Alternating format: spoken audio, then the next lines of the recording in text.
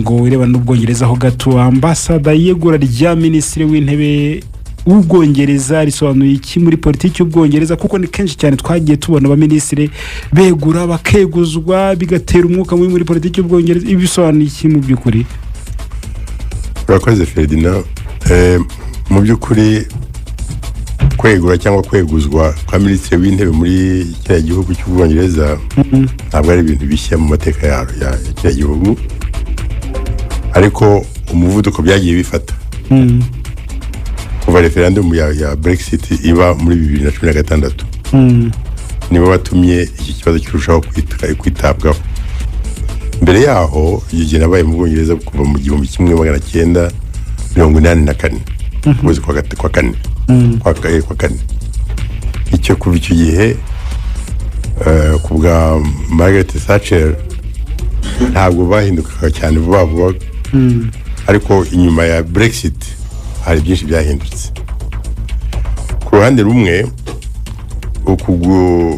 guhindagurika bigaragaza ko hari uko abayobozi mu Bwongereza badafatwa nk'abadakorerwaho igenzura. Ntabwo bemera ko Minisitiri w'Intebe cyangwa undi muyobozi yaba hadakorerwa igenzura. Iyo Minisitiri w'Intebe rero atakaje icyizere cy'ishyaka rye cyangwa ry'abadepite bamushyigikiye bo mu ishyaka rye bamushyigikiye, asabwa kwegura cyangwa bakamusimbura. Muri uru rwego inteko intego iba ari ukureba ukuntu barenda igihugu kwinjira mu bibazo by'imiyoborere no kugumya guha abaturage ubuyobozi bufite ubushobozi bwo gukomeza kuyobora. Icyo ni ikintu kizwi mu miyoborere muri politiki yo mu Bwongereza. Ariko ku rundi ruhande guhora bahindurwa abayobozi nako kugaragaza ibibazo byimbitse biri muri politiki y'Ubwongereza nyine. Icyambere no harimo gucikamo ibice by'amashyaka, kandi amashyaka akomeye. Hari amashyaka abiri akomeye ubu ni kuva kera muri 1884 hari amashyaka arenga abiri, harimo na bita liberals. Yes. So mu bihe byashize rero aba conservateur n'aba travailliste Labour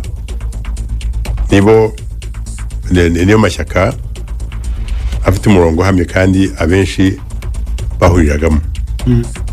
Ubu ayo mashyaka yombi arimo ibice bifite ibitekerezo bitandukanye ku bukungu, abimukira, umubano n'Uburayi ndetse n'uruhare rw'Ubwongereza mu biba ku isi. Nk'igihugu kigeze gukoloniza ibihugu byinshi, urumva ko gifite aho kigomba kugira umurongo muri iyi myaka ya vuba aha ngaha. Icya kabiri ni ingaruka za Brexit. Icyemezo cyo kuva mu muryango w'ubumwe bw'Uburayi cyasize igihugu kigabanyijemo ibice. Abamwe babyemeraga bavuga ati yego, abandi bakavuga ati ya bizaduteza ubushomeri, bizaduteza ibindi bibazo. Kandi kuva icyo gihe abayobozi bakurikiranye bagiye bahura n'igitutu gikomeye cyo guhuza inyungu zitandukanye. Icya gatatu ni uko abaturage b'iki gihugu badakomeza kwihanganira abayobozi batanga ibisubizo bidafatika. Ibyo tubibona mu mbuga nkoranyambaga, mu maradiyo na televiziyo y'ahantu hatandukanye iwabo, ndetse n'itora ry'abaturage rihora rigenzurwa bigatuma abayobozi bahora basabwa gutanga ibisubizo byihuse. Urabona nk'iwacu inteko ihamagara abagize leta ikabaza ibibazo, na hariya nuko, ariko ho biraruse, birihuta, babikora kenshi ku buryo buri wese aba yicaye avuga ati nigiye bagiye kubaza. So nkavuga rero ko ari n'abasesenguzi bagenzi bacu babona ko kuguhindagurika kugaragaza intege nke z'amashyaka ya gakondo ndetse n'izamuka y'andi mashyaka nka Reform UK yitwa Farage, kugira ngo babikurikira kumva radiyo n'abasoma cyangwa gukurikirana televiziyo. Ibintu bishobora gutuma rero politiki y'Ubwongereza iva ku buryo busanzwe bw'amashyaka abiri yiganjemo maze ikinjira mu gihe cyihangana hagati y'amashyaka menshi. Yego, wabaye mu Bwongereza ambassador, ariko reka mbaze Professeur Celestin Ntivuguruzwa, kubera iki ibibera mu Bwongereza nko kwiyegura rya minisitiri w'intebe muri ubu buryo isi ibivugaho? Hari abatekereza ko ari ikibazo cy'imbere muri politiki y'Ubwongereza. Kubera iki abantu bumva yuko ari ibintu baganiraho bakumva politiki y'imbere mu Bwongereza igira ingaruka kuri politiki mpuzamahanga? Cyane rwose, ngira ngo ambasada Mutaba yarabisobanuye amateka y'igihugu cy'Ubwongereza ndetse ubwami bw'Ubwongereza uruhare bwagiye bugira mu kuyobora ibindi bihugu ku isi, ku buryo UK, United Kingdom, yayoboye ibihugu byinshi cyane, igiraho aba ari icyo gihugu cy'igihangange ku isi.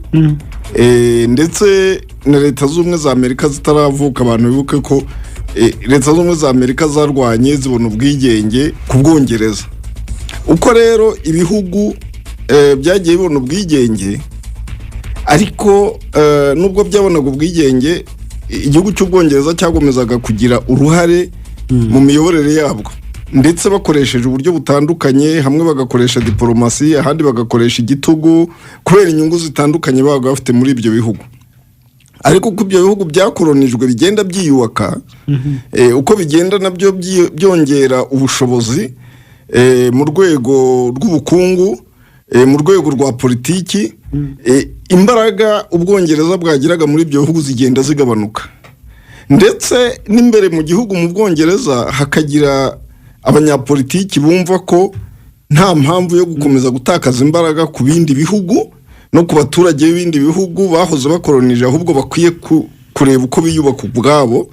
Aho ngaho rero hakaza ikibazo gikomeye cyo kugira amashyaka menshi ariko adafite n'imbaraga nk'uko yari afite imbaraga mbere mu Bwongereza.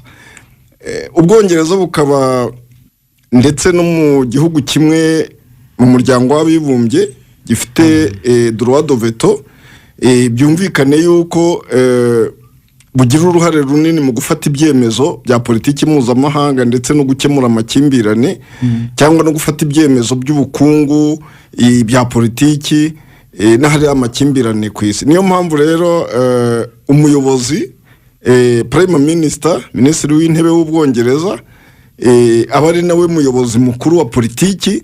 Nubwo bafite umwami, ariko Prime Minister niwe muyobozi mukuru wa politiki, ubwo rero akaba anayobora politiki mpuzamahanga. Niyo mpamvu kwegura kwe cyangwa kunanirwa kwe cyangwa se success, gukora neza kwe, byanze bikunze hirya no hino ku isi barabireba, kuko bigira ingaruka kandi bikanatuma na politiki mpuzamahanga ifite aho ibogamira cyangwa se mu byemezo bafata. Nk'ubu ngubu cyane cyane nk'uyu nguyu mu myaka 2 ishize hari ibyo yashoboye gukora, ariko hari n'ibyagiye bimugora, cyane cyane nka politiki ya immigration, abimukira. Politiki y'abimukira yaramugoye cyane, ku buryo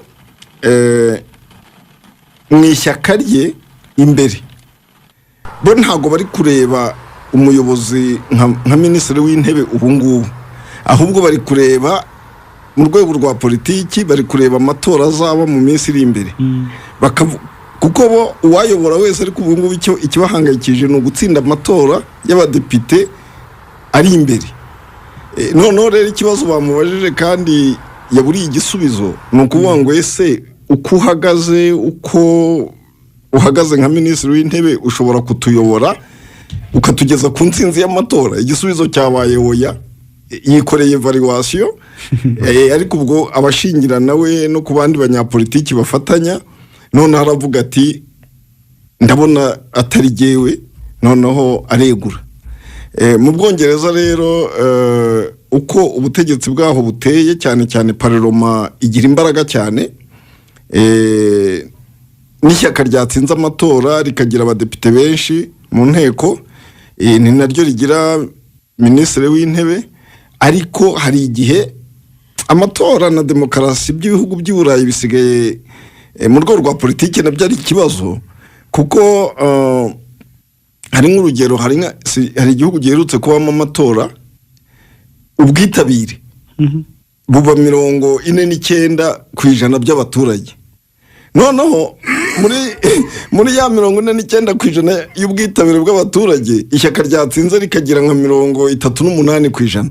Ibaze rero kuba ushyigikiwe na 38% ya 49%, abo bandi basigaye nibo benshi cyane, ku buryo no mu isesengura rya politiki biragoye no gukomeza kubyita demokarasi. Ubwo rero nko mu Bwongereza icyo kibazo kirahari, ku buryo ubu ngubu nabyo ambasada yavugaga, kubona ari amashyaka yayoboraga akagira ubwiganze, ubu ngubu agira ubwiganze, ariko ukabasanga ni bwa bwiganze buciriritse rwose, butagaragaza gushyigikirwa kw'abaturage.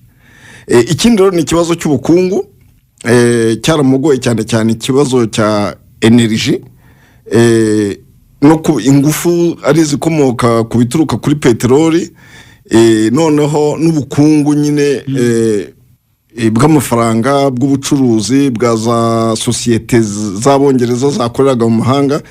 Nibyo bibazo nka bitatu byamugoye cyane muri iyi myaka 2, ari nabyo bituruka ibibazo bya politiki byatumye asezera. Ariko ni byiza mu Bwongereza, ntabwo ari nko mu bindi bihugu, yasezera aravuga ati ariko nzakomeza kuyobora kugeza usimbuye abonetse, ku buryo ashobora kwegura ariko akaba yayobora nk'andi mezi nk'3 kandi afata ibyemezo kandi bikubahwa bigashyirwa mu bikorwa. Yego, ugereranije n'abandi ba minisitiri b'intebe ubwo yajyaga ku butegetsi, yari yagira icyizere cyo ku rwego rwo hejuru cyane. Abantu bakibaza bati mu Bwongereza bigenda bite kugira ngo abaminisitiri bagereho, n'abajya bayobora iminsi mike cyane, mike ishoboka rwose, n'abandi bakayobora imyaka itageze no kuri 2 cyangwa 1. Dr. Amiri Murwanashyaka, mbere na mbere ikaze mu isi ya none. Yego, ni iki kigora abayobozi mu Bwongereza, minisitiri w'intebe ni iki mugora mu by'ukuri? Hari igaruriro rizabaho, kuko ambasaderi Mutaba yavuze ko ibintu byarushijeho gukomera nyuma y'uko habayeho Brexit, Ubwongereza bwivana mu muryango w'ibihugu by'u Burayi muri 2016, ariko ikibazo kuva icyo gihe cyarakomeye cyane, ku buryo abantu bibaza bizagenda gute, cyangwa se bizakomeza nk'uko birimo kugenda. Abongereza hari uburyo babitekereza, hari umuyobozi bashaka. Murakoze. Buriya rero iyo urebye nk'Ubwongereza nka politiki yabo kuva kera, urabona ibitwa Pax, habaye Pax Britannica iratuyobora nyine, nka Pax Romana, Pax Americana, hari Judaica. Urumva icyo gihe yari empire, kandi hakoraga ubutunzi. Reba nawe isi yose bega ari munsi y'Ubwongereza. Iyo generation yavuyeho, nta nubwo ari generation, nizo generation zajya ziba, noneho Umwongereza kumva ko ategeka isi. N'iriya leta zimwe za Amerika buriya bari munsi y'Abongereza, barabategeka ku buryo habaye no kujya barwana ubwigenge kugira babashe kubarekwa nk'uko Brussels bivuze. Ariko none ikibazo gihari, uko ibihe byagendaga bigaragara, harimo generation zindi nshyashya. Noneho n'isi yarahindutse, kuko ubu ngubu amakuru bashobora kuyabona, no kuba hari abantu batumva impamvu bagomba kubaho kuriya, kuko kumva ko Umwongereza ashobora kuba akennye mu Bwongereza kandi ari igihugu cy'igihangange, ntabwo abyumva. Cyane cyane ko abaturage burya bareba ikintu bamaze kureba n'imibereho yabo, batitaye wenda kuri politiki ihari. Uwayobora wese yayobora. Noneho iriya bita ngo Labour Party, ririya shyaka ry'abakozi n'abakonservateri, bo bashaka ibintu bidahinduka, bafite isano n'ubwami uko byagiye bigenda kuriya, ku buryo ndetse mu minsi ishize bavuga ko ubwami bw'Ubwongereza bushobora kuvaho, ikaba repubulika rwose. icyo kintu rero nacyo kirimo kiragenda gifata indi ntera. Noneho uriya Steinmeier yagiyeho mu gihe kibi. Urabona hari NATO, hari na Ukraine, intwaro bazishyize hariya, bikubitaho na Brexit, habanje Brexit, bavuye muri Union Européenne. Kuva muri Union Européenne burya bagira ngo babone kubihara rya soko, bagira ngo bagarure rya kuzo bari bafite, kuko niba barashaka nko kunegosiya nka business n'igihugu kimwe nk'amakontra, ubwo byasaba kubica muri Union Européenne bakabaza gusinya, ariko bo baje kujya bazajya babikora nk'uko babikoraga kera, barimo bubaka empire bundi bushya. Haza rero ku kibazo cya Ukraine, none bituma mutungo bagomba kujya muri OTAN wo gufasha n'iki. Ibyo byose byagiye bihurirana, amafaranga arabashirana. Ubu nk'uko professor bivuze, energy yarabuze kubera ko bayikoraga mu Burusiya. Ubwo baca bana n'Uburusiya, ni nkuko navuga nyine wenda mu buryo bwa commerce, cyangwa bakabona nkeya, nta alternative bafite. Ibyo byose byagiye bihindura ubuzima bw'Abongereza ku buryo nk'abantu babaga nka London, ubu urumva ko adashaka yumva ataha yajya kwiba nka za Coventry cyangwa ahandi hantu hirya, umurwa mukuru kawuhunga. Iyo rero abaturage batangiye kubona ngo uyu murwa mukuru kubamo biragoye, reka nibire mu yindi mijyo hirya mitoya, niho wenda habashoboka. Ikibazo kiba cyamaze kuvuka. Kandi ubundi abantu immigration ubundi mu gihugu gifite prosperity muri economy, abantu bagenda basanga wamurwa uko n'abandi bo akazi, bikorwa remezo n'iki. Noneho rero muri nkuko warumbaje uti politiki bizagana hehe, kuko politiki yabo ntabwo nta muntu urusha ishyaka imbaraga, ariko nta nubwo ari Abongereza gusa, burya n'abazungu hafi ya bose niyo baba muri mu ishyaka rimwe bakabona ibyo ukora batabyemera, barakurwanya bagafatanya n'ishyaka ritakwemera. Ngira ngo nabyo byabaye kubera ko batakaje ibihumbi byinshi by'amajwi. Iyo bigeze gutyo, wowe ubikorera evaluation se, uko muri referendum bakoze yavuze ngo niwe bayikoreraga, urumva wakomeza kuyobora atuya ntabwo nabishobora. Ariko hari uburyo bubiri, ni ukuvuga ngo muri ishyaka ryabo ry'aba Travailliste Labour Party bashobora gutora mu ndi muntu wamusimbura bidaciye mu matora, bakamunoma umwami abyemeye. Ariko niba cya mu buryo bw'amatora rusange, hakaba n'abandi bakandida bashaka kugira ngo nibo biyamamaze, ubwo bizajya mu matora. Kandi ziko mu Bwongereza hari itegeko kuvuga ko umuntu umaze amezi 6 mu ishyaka wemerewe gutora. Ubwo niba hari abandi bayoboke bashya babonye simbiza, ariko benshi bazanarivamo. Ikindi ikibazo cya immigration, buriya uziko mbere uri asimbuye yari yemeye ko abimukira badafite ibyangombwa bagenda, ngira ngo na deal yakorwa n'u Rwanda buriya igeze abivaho. Ariko no kubera ko Samani wayiseye, ariko buriya impamvu bakomeje kubagumana nuko aribo bahemba makeya, bagira ngo babone iriya main d'oeuvre y'abantu baranga none agenda popularité. Kandi nabo ngabo bantu harimo bene bafite ibyangombwa bashobora kuba bamutora, yagira noneho yerekana ko ari changement, ko ari umuntu ushaka droit de l'homme, abantu bose bafite ubwisanzure. Ariko nanone uburyo economique biramugora kubera ko nta kintu afite atanga, byaragoranye kubera ko gufungura umuhora wa Hormuz watumye n'isi ibona iriya ntambara ku buryo butandukanye nuko byari bimeze. Hari pression iri internationale kubera ko niba ibi energy, gaze, petroli n'ibindi bicuruzwa, amafumbire n'iki bitabona aho binyura, kandi mbere byarahanyuraga. Ubu rero none ikibazo Amerika ifite nuko ivuga ngo turashaka gukora ibishoboka byo kurera muhora ufungurwa byitwa ko twawufunga, ariko ntabwo mbega babonye resulta itandukanye n'ibyo batekerezaga. Ubu rero ngo Trump ararwana n'igitutu kiri muri Amerika kubera ekonomi yabo irimo iragwa. Baramubaza bati bimeze gute?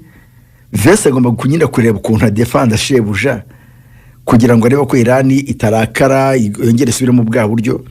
Iran igashaka kugira ngo isohore muri kira kibazo kuko nayo yahuye n'ibibazo by'intambara. Urabona ibikorwa remezo, abantu barapfuye, ubwisanzure, nabo barababaza bati intambara izarangira gute?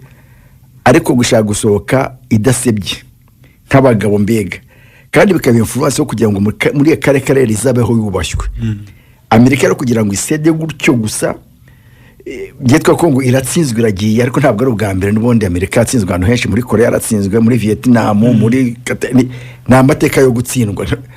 Njyewe mu byonzi nta rugamba zi Amerika igeze itsinda, ariko yangiza ibintu, kwangiza ibintu infrastructure, gusenya amazu, ikarasa umujyi ikagenda, ariko ntabwo burya ari yo nsinzi. Ngira ngo abo barwana bose bafite mu ruhare. Noneho abo barwana Amerika intambara yose, nta gihugu gitera Amerika, nta gihugu gishobora gutera Amerika. Amerika ni igihugu cy'igihanganye, ariko igihugu cyose iteye, uretse akarwa kitwa Grenade kera kandi gafite n'ibihumbi 300, yaragira asaba abafundi bari baharimo bubaka. Ngira ngo nicyo gihugu ushobora kuba yaranesheje, ariko ibindi ntabyo nzi. Gusa rero buriya hari imanda ya Trump, agomba gusovira fasi kuvuga ngo abarepublike turabigenza gute gusobanura ibintu. Icyo ni kimwe. Icya kabiri nanone, Vese agomba kuvuga ko ibiganiro biri bigenda neza, kandi biri biragendana neza. N'ubundi uriya muhora uza kufunga no kujya bashyira igitutu kuri Israel, kuko Libani iri mu bigize amasezerano, nibigize imishyikirano, kuko na Libani igomba gutandukana na Iran, kuko Iran iramuka iretse Libani agaho gatoya kadafite profondeur stratégique, noneho kadafite na defense uretse iriya milisi. Ubwo n'umva ngo babagambane bari abantu kugira ngo bigende neza. Wanagiye muri Iran, ariko no muri Libani wagiye? Yego, yaraza aho hantu rero. Iyo bavuga ngo mu majyepfo ya Libani no mu majyaruguru ya Israel, nta buffer zone, nta zone tampi hari, haregeranye ku buryo nyine umuntu yafata ariwe akaba yatera. Mbega nta mupaka uhari, ni igikombe gihari gusa. Harimo nabonye harimo za dame. Wari uri Beirut? Wese Libani kugira ngo kwingana ni kilometero kari 10 gusa. Kuva Sidon niho ku mupaka wa Israel. Ubu hareba nyine hakurya nk'uko nta ni kilometero gihari. Haregeranye. Imipaka namwe yasibu gimutandukana gute, bati nuko bimeze nyine bo baraziranye. Ubwo mukanya turakira Anthony Rugigana ari muri Israel. None ikibazo kiba gihari no kuvuga ngo Libani bayiretse, Israel imire extendinga igana muri Libani ishaka gufasha ubutaka bwaho mu rwego rwo kusekiriza agace kayo ka ruguru. Libani nayo gufanyemo ko gace yabasige nta gihugu kirimo, kandi aho gaho niho mu majyepfo niho Hezbollah iri, izo proxy ya Iran. Ingabo za Libani sinzi niba zinakora akazi cyangwa se kubera ko baterewe hamwe.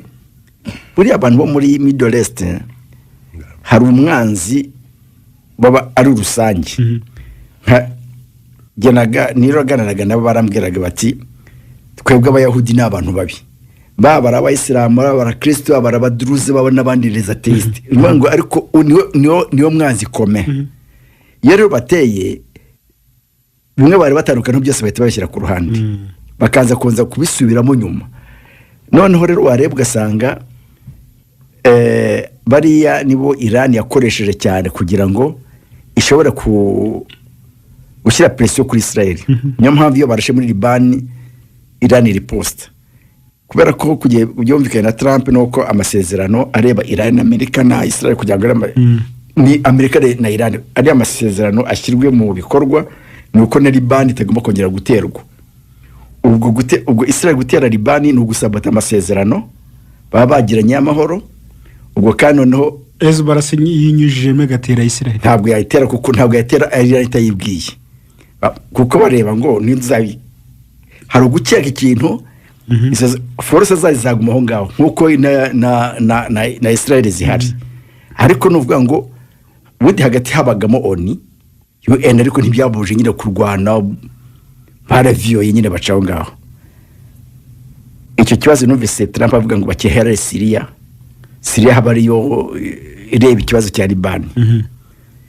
Ubwo ariko niba babona wenda Hormuz gufungura kubera Israel yateye muri Libani, ubwo hakaba na presiyo iri Burayi no muri Amerika imbere yayo, ubwo no muri Israel kandi ndumva Netanyahu nawe atabimerewe neza mu butegetsi, ashobora gusimburwa Rwanda n'umuntu umurushaho ubukana cyangwa se simbizi. Gusa ntabwo ikibazo kizaguma gutyo, kuko Hormuz ishobora gufungurwa ari uko wenda Amerika ishyize presiyo kuri Israel, ariko Israel nanone kuba itabishaka ishobora no kugerageza kwica Trump nk'uko bishe Kennedy. Nabyo byashoboka buriya kuko bafite abantu bari muri cercle y'ubutegetsi bwa Amerika. Ntawamenya kuko Mossad yumva bayivuga ibigwi byayo, ibyo byashoboka. Nuvuga ngo ubu ngubu aho bigeze, aho isi igeze, ikibi cyose cyakorwa. Yego, ariko ntabwo biri hafi kuko n'ubundi bari mu biganiro bigamije kugera ku masezerano arambye.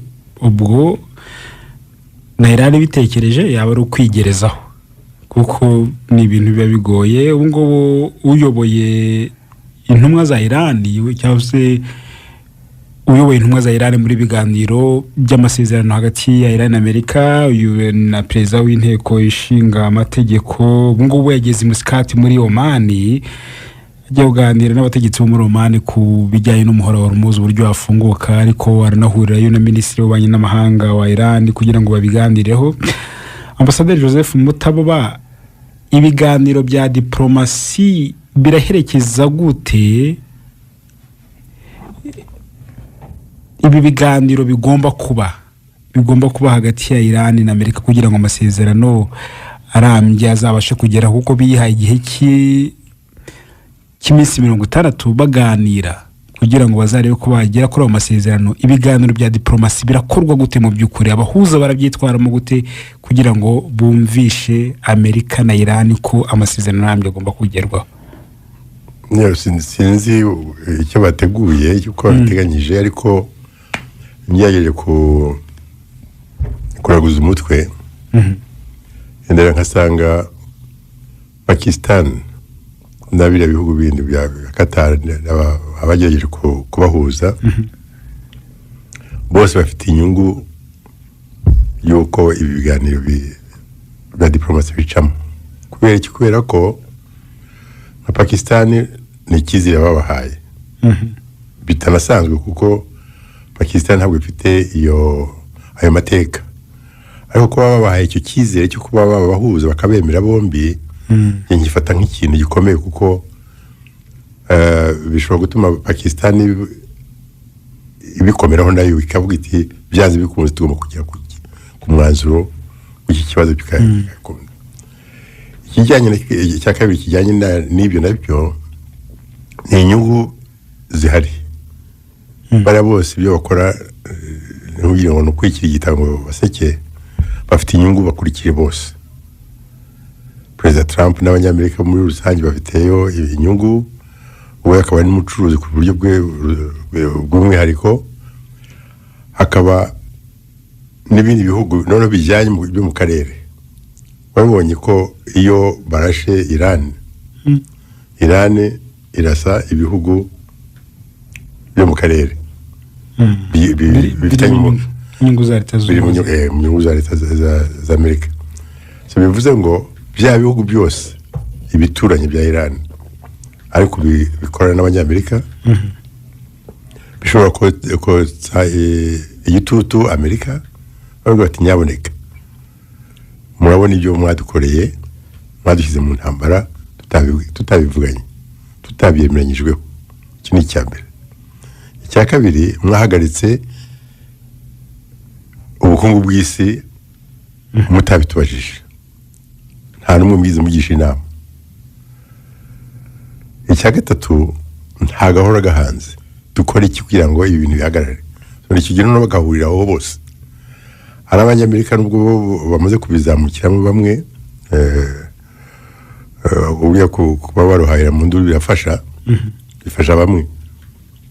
Hari ababyungukiyemo babaye miliyarderi, mu Kinyarwanda bita ngo miliyarderi, abakungu babaye abaherwe, babaye abaherwe. Abo bagiye ako gatsiko k'abantu bake bari basanzwe bakize, babaye abaherwe kurusha bo, barabara ko bati tukuyemo angahe, bakakubwira bati Elon Musk yabonye amaze kuba niwe wa mbere mu isi mu bufite amafaranga menshi cash. Bakakubwira bati umuryango wa Perezida Trump n'abantu be bamaze kubona miliyari zirenze 4 z'amadolari gutyo. So ibyo byose bishyize hamwe ukabiteranya, usanga mu maso ya diplomasi harimo imikino ibiri. Mbese turakomeza dute ntitugire icyo duhungabanya muri ya bwa buryo bwo kunguka bw'abatandukanye ku meza aho ngaho ari abanyamerika hari n'abandi.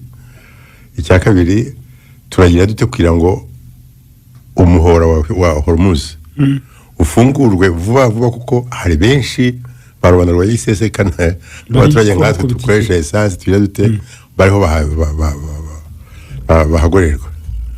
Bizagira tuzakora iki kugira ngo bigabanuke bishire dusubire ku biciro twari dusanzwe tuzi esanse yacu mu Rwanda ibe ku ibihumbi hafi 3 ijye ku gihumbi niba bishoboka gutyo.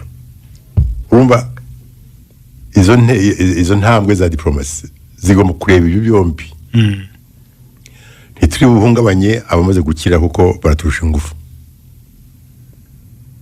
icyo ni kimwe, ariko tubumvishe ko aho bageze bakize bihagije, nibareke noneho n'isi n'abandi basigaye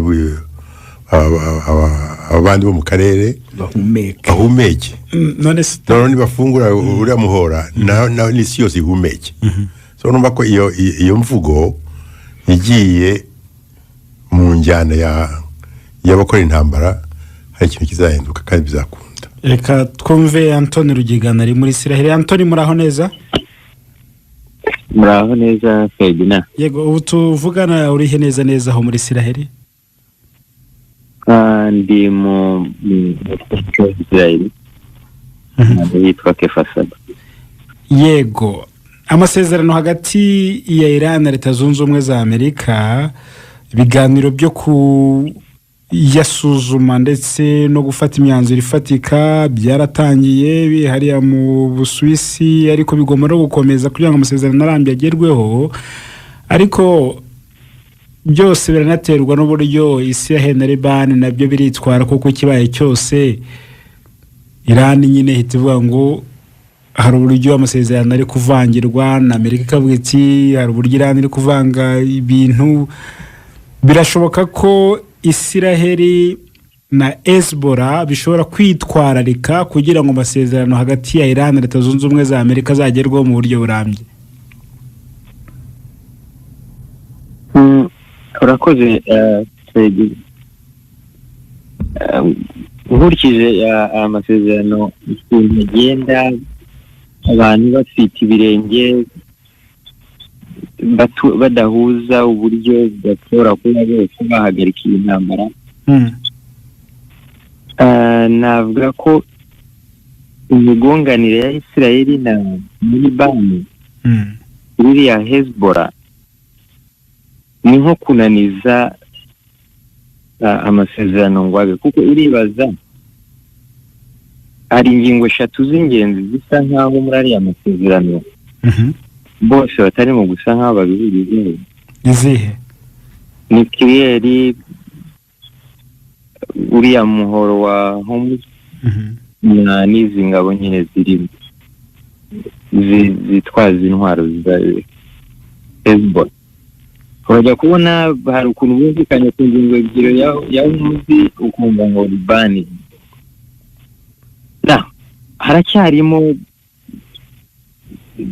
ikibazo. Reka nsubire inyuma gatoya nko mu kwezi kwa kabiri uriya muyobozi wawe yanamaze ku itariki 23 z'ukwa kabiri.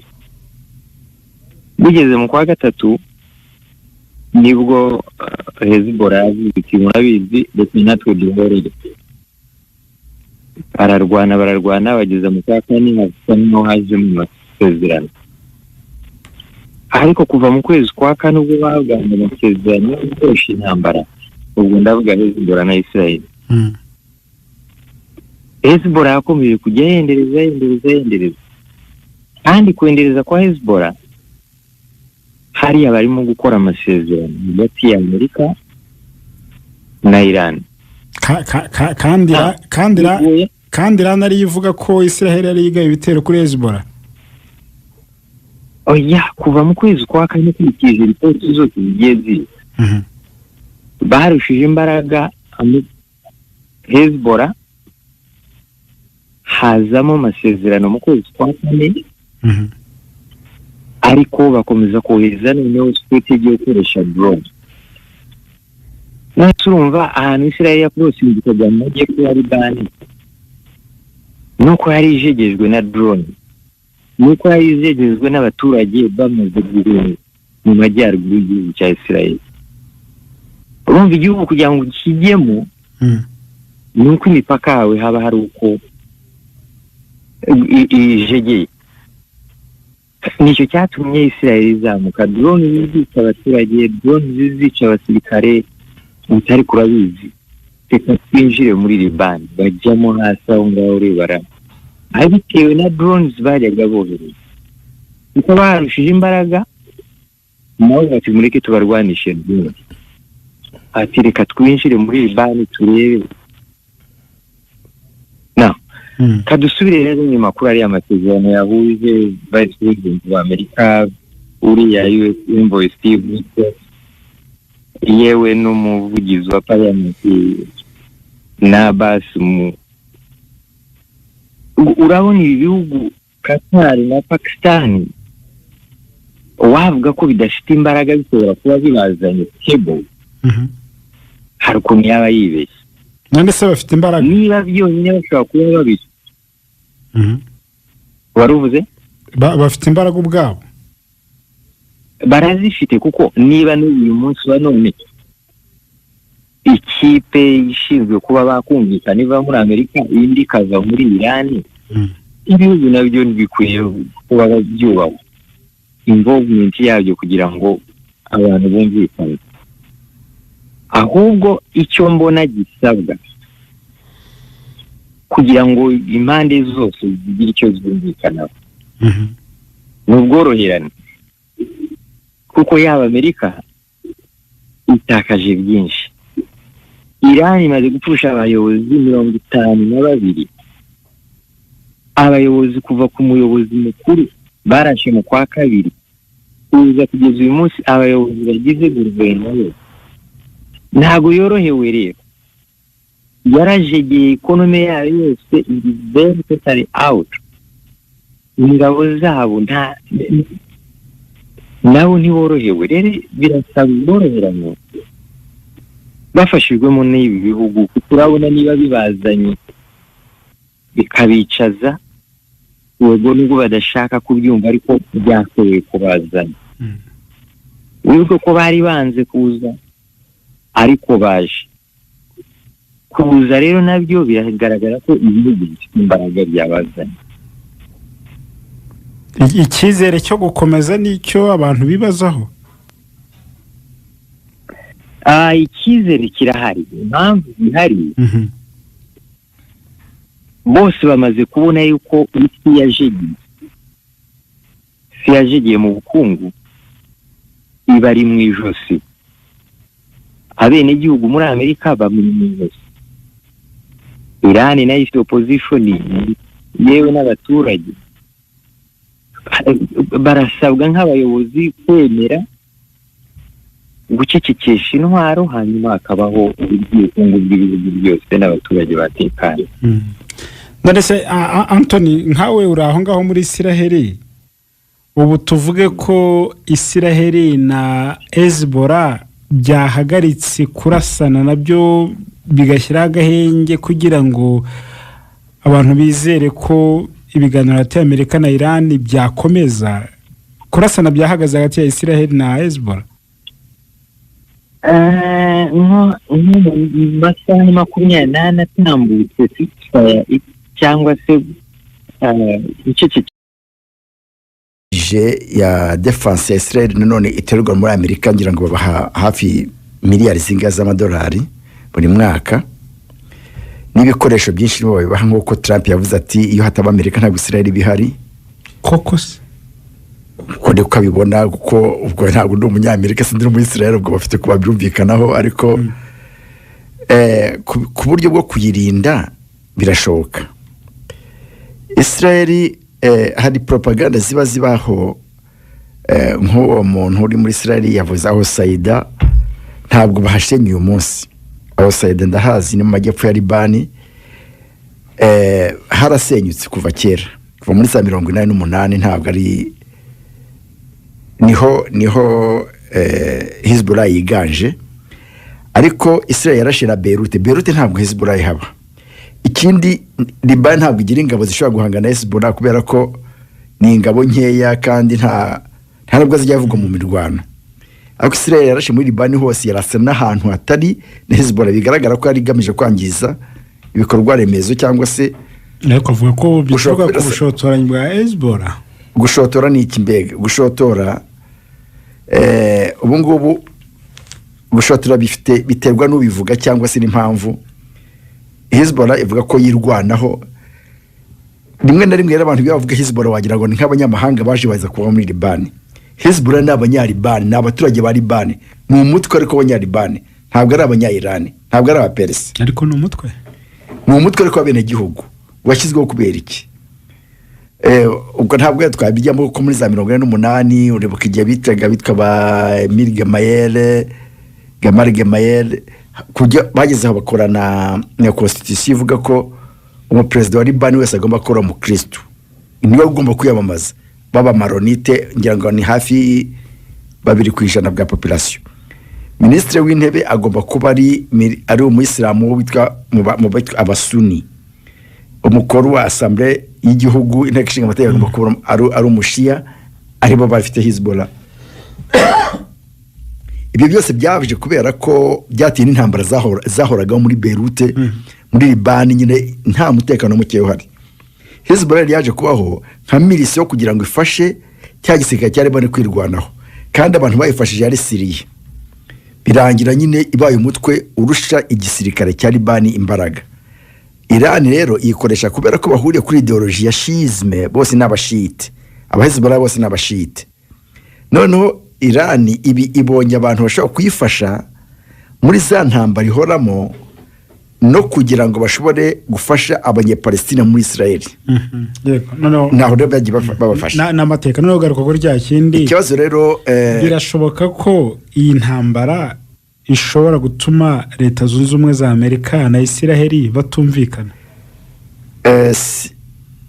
Ntabwo mbyemera kubera ko Israel ntabwo ari Netanyahu na Amerika ntabwo ari Trump. Kuko Netanyahu ashobora kuvaho hakajya undi muntu ushobora kumva nkuko Trump ashobora kuvaho, kuko buri igihugu kiruta umuntu. Muri Amerika bose ntabwo bashyigikiye ko iriya ntambara ibaho, hari abashyigikiye n'abatashyigikiye, no muri Israel kandi nuko nguko. Ubwo rero hashobora kuba impinduka yuko Netanyahu ashobora kuvanwaho habaye nka referendum cyangwa se gatsindwa, kigiye kujya muri mimanda y'abanyamerika bashobora kumuvana hakajya undi muntu ushobora kugira ngo asove image ya Amerika. Nabwo buryo bwiza bwo kujya basohoka mu kibazo. Byose byashoboka, ariko kutandukanya Amerika na Israel ni ibintu biba bigoranye cyane kubera ko ni nk'umwana na se bashobora gushwana ku buryo ntabwo isano ivaho. Wenda kugira ngo tunarangiza nuko nk'uriya muhora wa Hormuz wigeze kubaza icyo kibazo, buriya ni intwari ikomeye kuko iriya presiyo n'ibihano bashyiriho Irani, sinibaza impamvu Amerika itanga uburenganzira kugira ngo peteroli icuruzwe. Ubwo bushobozi yabuhawe nanjye kuko uri mu zashati za nasozi nta hantu hamwe bigeze bayiragiza ngo uzajye ucunga ubucuruzi bwose bukorerwa ku isi bivuye muri Rusiya. Nicyo gihugu gifata ibihano. Buriya rero gufunga uriya muhora wa Hormuz, impamvu ni uko n'abariya iriya suti za ibibazo byo muri Gulf z'Abanyamerika niho zicisha peteroli.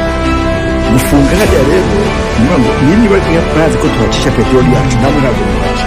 Ubwo presi ikabibaye kuko nk'uko Ambasaderi Mutawa yabivugaga, ubwo natwe twabonera natwe peteroli n'igice n'abandi nabo n'igice. Ubwo rero presi imaze kuba ari nyinshi, iba nini cyane ku buryo Amerika idashobora kwiteza isi yose kugira ngo cya kibazo. Naho rero ngo n'ibiganiro bishobora kuzaca bigatuma wenda byagira icyo bitanga. Ese wapropose ibindi biganiro ahubwo, kuko kuvuga no gutaruka. Iyo ndeba Afrika aho turanga uhereye mu bihugu twagiranye Sudan na South Sudan, uvuge Ghana, tuvuge Equatorial Guinea, tuvuge Gabon, tuvuge Congo Brazzaville, tuvuge Angola, Nigeria, Egypt, Algeria ibintu bya gazi na peteroli na Mozambique yishyiremo Na Mozambique. Cabo Delgado Yes. bafite ibi bihugu byose ko byose bifite peteroli nyinshi byohereza hanze kuki umuryango wacu wa Afurika kuki abanyafurika tutakwicara ngo ubwo bariho barwana intambara itusubiza inyuma natwe turebe ukuntu twacuruza n'abadangote bakagira andi mafaranga bakaba nabo nka Elon Musk bakabizamura Afrika ntayibaho. icyo rero aho ni mu biganiro byose dukora mu by'imugusha aho ngaho Afrika ntabwo twakora iki kugira ngo ibintu tubivemo twe turabiriramo iki inyungu zacu n'izihe Afrika ntabwo rimwe abasaza igira ko habaye wenda byaba n'ikindi kiganiro. tuzabidebateho Abanyafurika bari hamwe ku buryo bakwigira muri intambara. ubwo bumwe bw'abanyafurika nibwo tugomba gushaka no kurwana. Afrika ntayiriho, Afrika ntayibaho. Afurika iriho mwibyibagirwa mwibyibagize wenda ikibazo cya imikorere yayo ihagarariwe nande ni udupande twinshi tugize Afurika.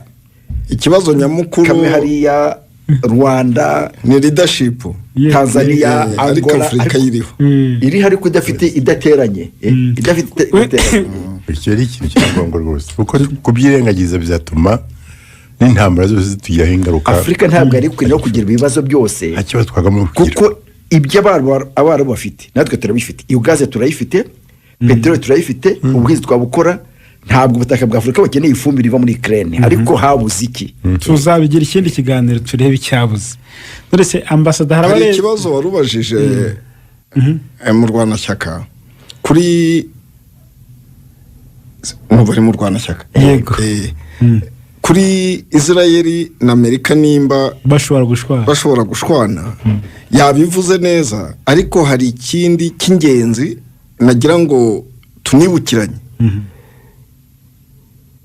Israeli ni igihugu cy'abayahudi, ni nako muri konstitusiyo yabo byanditse, nubwo harimo n'abandi ariko ni igihugu cy'abayahudi, c'est un état hébreu. Buriya rero hari abayahudi barenga 6,000,000 kandi bakize, bakora ibintu bya lobby, bashyira influence ku butegetsi muri Amerika, batuye muri Amerika, ari nabo bahagarariye cyane inyungu za Israeli muri Amerika. Abo bantu ntabwo bashobora gutuma habaho hashobora kubaho abantu kubwirana nabi cyangwa kutumvikana mu magambo nk'uko yabivugaga b'abayobozi, ariko nk'igihugu Israel irahagarariwe cyane muri Leta Zunze za Amerika ku buryo batashwana. Erega abajurife buriya abari muri Israel 30% gusa y'abayahudi bose bo ku isi. Ahubwo buriya no muri Iran bari hanze ya Israel. No muri Iran hariyo 2,000,000 barahari. 2,000,000 z'abayahudi. Yego ambasada hari abari kureba izi ngingo zigize amasezerano bari no kuganiraho, bakabona yuko zose hafi ya zose zihengamiye kuri Iran, kuko ngo Iran iri mu nyungu. Ubu ngubu Amerika yabaye inakuyeho ibihano by'igicariko, ibihano byafatiwe peteroli ya Iran. Amerika yabikoze kugira ngo irebe ko ibiganiro byakomeza kugenda neza, Iran ntiyivumbure. Hari n'ibindi bikuye mu masezerano, hari ibyo Profeseri Celestin yavuze, ariko hari n'ibindi byo kongera gusana ibyangiritse muri Iran, gukusanya miliyari zigira muri 300 z'amadolari. Ayo ngayo bari bazaho ashobora kuva n'ibiki. Iran irebye izo ngingo zose ikabona yuko ziri mu nyungu nk'uko babisengura babibona, ishobora gutsimbarara cyangwa se ahubwo ishobora gutuma ibiganiro byihuta, kuko na Amerika ishobora kuba yarabikoze nyine yemera rimwe na rimwe kugira ngo ive mu kibazo, kuko ibona yuko gikomeje kurambirana. Iran yo ntabwo ushobora koroshya ibintu, ibiganiro bikagenda neza bikarangira. Iran aho bigeze ubu ngubu nayo imaze kubona ko hari ikishobora guhinduka. Mu byahindutse nuko barungurutse Amerika. So biragaragara ko intambara bayitsinze nabirebye ukurikije uko bisanzwe, hari amagambo avugwa ari za menace zitangwa n'ibindi. So yaheraho rero igihe ifite abahuza bavuga ururimi rumwe birashoboka. Ntabwo ndagura ariko ndagena ndakeka ko kandi nshobora no kubyemeza ko Iran izavuga ati ok tugende buhoro buhoro kuko tuzi icyo dushaka natwe tuzi aho bashaka kujyana natwe tuzi icyo dushaka kugeraho. Reka mvuge nk'urugero rumwe, buriya nibavuga bati nimudusubize za miliyari zacu 3 cyangwa 300 gusa n'ibyangiritse nibiye gusa n'ibyangiritse, ayo mafaranga mu yaduha turabyikorera birashoboka. Amerika sizayakura bayafite si bayabitse bayafatiranye na yabo so urumva ko ariko ntabwo ari zakoreshwa mu gusana ibyangiritse bayabahina kuko na yabo bayabishyura bazabaha yabo noneho ibindi bavuga bati turirwariza ibyo birashoboka ariko nabo kubera za nyungu nakubwiraga bazavuga ati ya turashaka kugira ngo ibikoresho bizakoreshwa kubaka ibyangiritse bizajya bituruka iwacu, bazabagira icyizere se asuko so urumva ibyo ngibyo Amerika kubaka Iran ntabwo byoroshye ariko icyangombwa nuko buri muntu wese azumva ko afitemo uruhare mu bigomba gukorwa no gufata ibyemezo. So birashoboka rero ndiba ko Iran ishobora kugonda bakacisha bugufi no bakareba ukuntu bacungana n'abanyamerika bakavuga ati turebe ikibazo gukora nyuma kuko bashobora kutubwira iki bagakora igitandukanye n'icyo so no kurebana ku jisho. Mutekereza ko iyi minsi 60 izarangira amasezerano agasinywa cyangwa se ntinageremo intambara ikarangira? Bishobora kurangira na mbere kubera ko abantu bamaze kumva bamaze kubona aho ibibazo biri naho bituruka kandi bakumvikana ko bakabona ko bishobora guhagarika bishobora guhagarikwa n'ababitangiye. So ababitangiye babishatse bahita babikora ngo bayimvuga babitangiye n'abanyamerika na Israel ku ruhande rumwe na Iran ku rundi ruhande. So bakavuga bati ubu ngubu twese twumvikanye uko twicaye ahantu Geneve cyangwa mu Suisse tubyumvikaneho duhana agahenge hanyuma turebe ukuntu dushobora kongera kubaka icyizere no kubaka ibyangiritse. Ahasigaye bazajya barwanira mu nyungu zo kuvuga ngo urancura reka kuncura so bumvikane uko biroroshye bazabigeraho. Icyo cyizere gifite. Yego Professor Seretse, ubundi se kuki babijyanye mu Busuwisi kuki batasubiye muri Pakistan Islamabad? Ubusuwisi ni igihugu mu ntambara y'ubutita cyangwa nyuma y'intambara ya kabiri y'isi yose cyagaragaje kutagira aho kibogamiye ku buryo abantu benshi bahahitamo kuhakorera ibiganiro. Ngira ngo niyo mpamvu ikomeye ariko yewe icyo mbona gishoboka nicyo cyakwiyongera ku byo ambasada Mutabo yaravuze ndi kumwe nawe rwose birashoboka. Ikindi gishoboka buriya nuko ku ruhande rwa Leta z'Ubumwe za Amerika ejo mwumvise Perezida Trump avuga ati ni njyewe wahisemo perezida wa Syria kandi muzi intambara zo muri Syria igihe zari zimaze nuko byari bimeze. Buriya rero muri politiki bashobora kuba barashatse guhitamo n'uyobora Iran ariko bakabona biranze. Noneho buriya muri politiki iyo ikintu cyanze ureba nta gutsimbarara ureba igishoboka.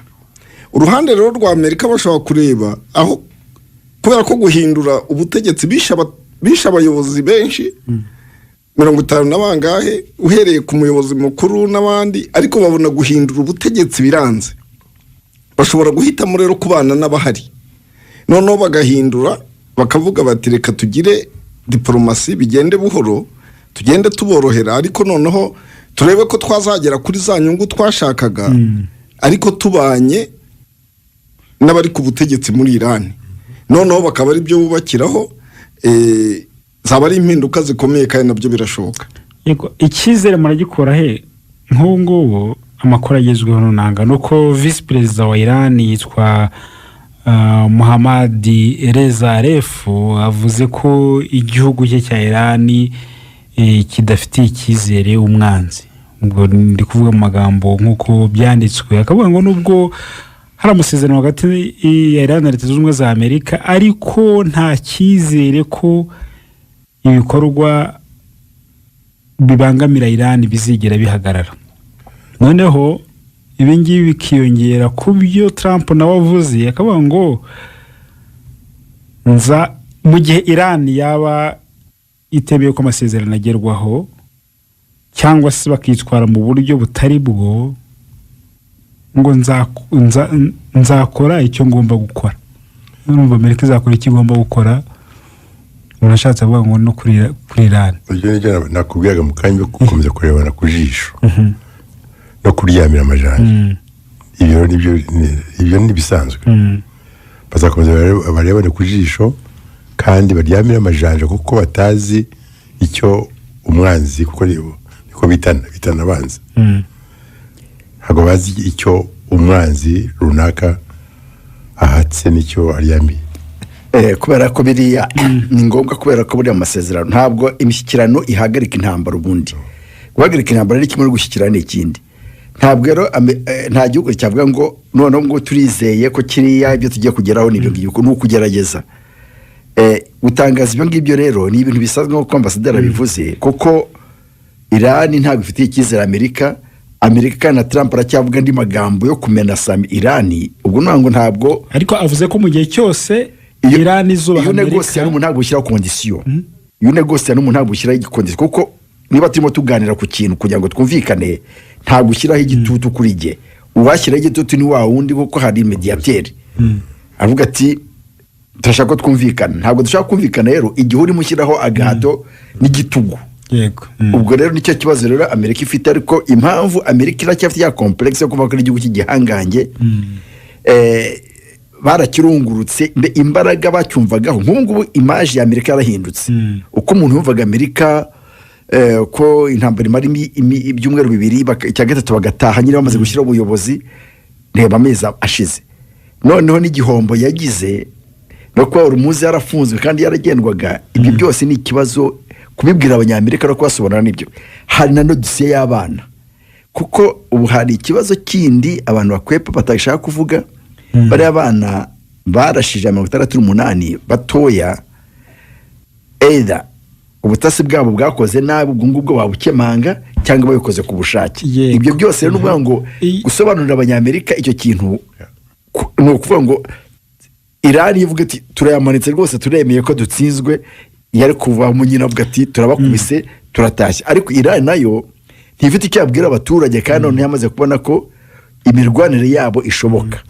Gutiza intambara bigatuma Amerika ihomba nayo. Mu nteruro imwe yonyine ubwo tunasoza, ubona yuko iyi minsi 60 irangira n'amasezerano agezweho mu buryo bwa burundu. Ishobora no kutageraho, bitarwese n'ubushake. Ishobora kutageraho cyangwa ishobora no kurenga, biterwa n'ubushake bwa buri ruhande. Bora bibona ute? Genda bara ko bishoboka habaye ubushake ariko.